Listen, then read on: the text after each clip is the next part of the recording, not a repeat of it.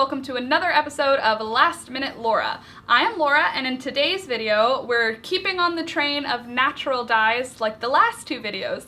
In this video, I'm going to show you how to make the color blue. This one's really fun and really interesting because blue is really hard to get naturally. There aren't a ton of items you could use to get a blue hue on yarn, cotton, fabric, whatever you're gonna dye. But I have found the solution. So today we're going to be making blue dye with black beans. So I'm using dried black beans. That's where I found that you get the best result. I'm using just over a cup, but you could definitely up it or take it down depending on how bright you want it to be. When I say blue, it actually ages into kind of a purpley bluey gray. It might not come up as clear in this shot, but I'll try and put an over little clip right here just so you can see the color in like perfect true lighting. But it's got a blue hue to it, kind of a bluey gray, and it's super cute and it's awesome when compared to what it used to look like, that fabric. So this is the same type of fabric. I've got unbleached cotton muslin and dyed with black beans. So for today's video, for today's tutorial I should say, you are going to need about a cup of dried black beans.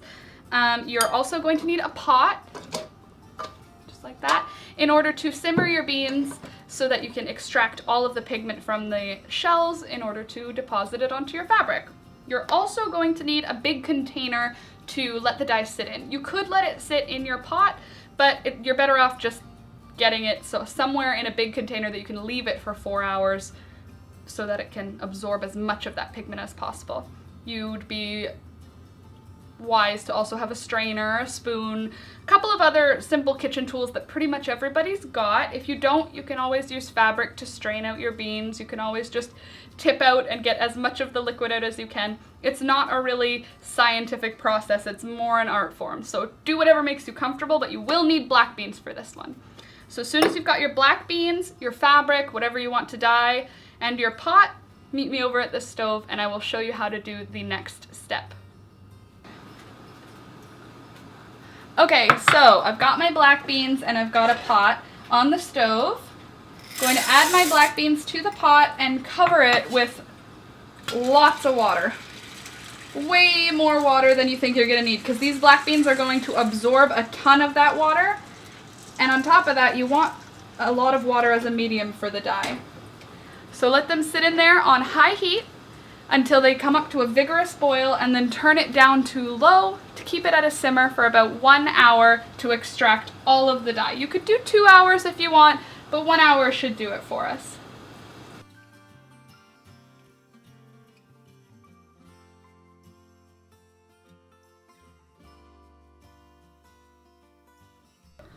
Okay, so now we have our black beans, which you can see are very dark. They've been simmering for just over an hour now. The beans are soft and pretty much all of the pigment that I can get out of them is gone. So what I'm going to do is take a bowl with a strainer and a little ladle. Take that ladle out for now. And I'm gonna just pour the beans in there.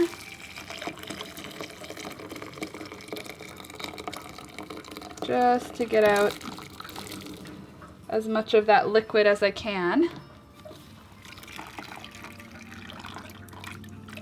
I'm not gonna lie to you, this is looking a lot browner than the last time I did it, but I think that's gonna be okay. All right, and then we'll take that dye, get a nice big glass container, or like heat-proof plastic, and then put your fabric that you're dyeing, so for me it's these little sampler scraps. Pre-soaking them is a great idea. So I actually soaked mine for almost the entire hour in cool water, and then I switched it to warm water near the end, just so that everything is fully saturated. Squeeze it out, put it into your little container, and then pour your dye right over top of it. Again, looking super brown. I'm not gonna lie, last time I did it, it really already looked blue. So we might be getting a different result this time, which is okay, but definitely not what I got last time. It was a lot bluer. So you can already see this is gonna be a whole new color. So now what we're going to do is leave that glass bowl out on the counter somewhere for about 2 to 3 hours, just so that as much of that pigment as possible will absorb into our fabric items. So let's check back in about 4 hours, see what we get. Okay guys, so I'm just going to apologize ahead of time. It's the next day now. I did a whole bunch of these dyes yesterday, and I am going to go through them, I promise, but they definitely sat more than 4 hours. So we're going to have a really good outcome, but they're going to come out bit by bit. I will show you them as they go. And each of these is going to have their own individual videos, so if you're here to see avocado or onion, come back to see black bean or rose petals or mustard. Anyway, that's all for now. I'm going to deal with this after breakfast. Okay guys, we are back with one of my favorite things to dye with. We've got the black bean dye here. So I'm not gonna lie to you, I did do a little check before we started filming, and it's not looking as blue as the last batch I did. It's looking much more of a really deep sort of charcoal right now. I'm hoping once we rinse out the excess dye, it's going to have a more of a blue hue. But right now, not looking super blue. So the next step, get some gloves, because this black bean sludge can stain around your fingernails and it's not cute. So get some gloves, put on some gloves, then get a big bowl of cold water, or you can fill up your sink. Look, you can already see the black on my gloves. You can fill up your sink or your tub as well. You're also going to need about a teaspoon of sensitive skin, unscented, no dye laundry detergent. That's just going to be the most gentle, so we'll only remove the pigment we want. Next step, we're going to pull out the items we dyed, give them a really good squeeze to try and get all of that excess out, and then we're going to just rinse it pretty vigorously in that cold soapy water, just to release any of the loose pigment.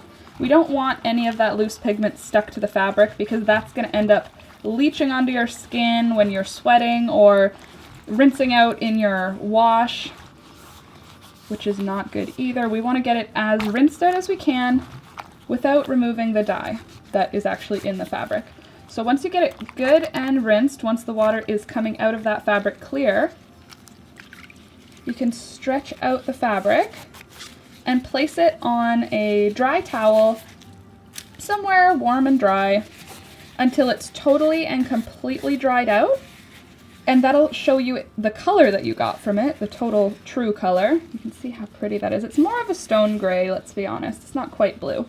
But stretch it out on a towel and let it dry. And then after it's completely dry, I'm talking like totally bone dry, you can put it in the washing machine and wash it on a delicate cycle on cold water with just a little bit of detergent, and that'll just force out any of the rest of that loose dye so that you don't end up with stains on your skin or on your undershirts or whatever, or any bleeding in the future. You don't want any of this dye to bleed out later. We want to get it all the amount that's going to bleed out. We want to do that now before we start working with it.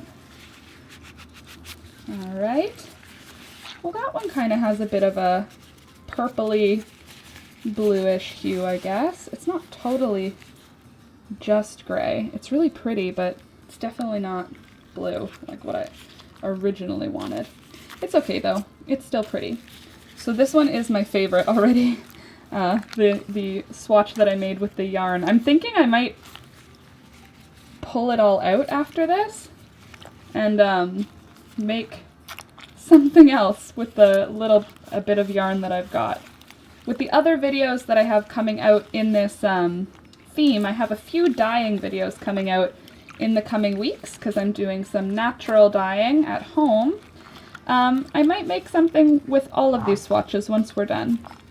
If you've got a suggestion for something that doesn't need too much yarn, because I think I have about 8 different swatches for videos that I've dyed. So this size, which I have no idea how long, I'm gonna have to measure it and figure out, once I figure out the measurement for how much yarn I have, I'm gonna need suggestions as to what I should make. I'm thinking I might make a little bikini with all of the colors that I'm going to be dyeing for videos. Alright, so that's all rinsed out. Yeah, that totally came out grayish purple. It's okay though, it's pretty. Okay, so now that those are all rinsed out, like I said, I'm just going to leave them out on a towel for a few hours until they dry. And when they are totally and completely dry, I will come back and show you what they look like. Okay guys, so this is what we started with. We had unbleached cotton muslin, bleached white cotton handicrafter yarn, and some bleached cotton binding? Tape? I don't know what this is called. I feel like it's called tape, but it throws me off because to me tape is something that's sticky, but let's just go with tape for now because that's easy. This is what we started with. Now, look at what we got by using the black bean dye. This is what it started. Look at the color. It's like a stony gray. It has a light sort of bluish hue to it. The blue is a lot more clear on the cotton, to me anyway. I know on the camera it really has a lot of gray to it, but there is kind of this pale blue in the gray. It's a very cool tone gray. It's so pretty. Look at the color change we got. So this is the original color. This is what soaking for about 12 hours and then washing it out and drying it. That's what we got. And then the tape, look at that color difference. Huge amount of color deposit. And then the yarn, huge amount of color deposit. It's a really beautiful color and a really easy dye. So that's the whole thing. There's the tutorial. I hope that you liked it. I hope you learned how to do something, and I really hope that you try it because everybody can get beans for just a couple of pennies and you can use it to make something really cool. What I want to do in my next video is pull out this and make it back into its little baby skein of yarn and use all of the other colors that I create in order to make a handmade thing in a rainbow of natural dyes. So let me know in the comments what you think I should do, and let me know in the comments if you liked this video.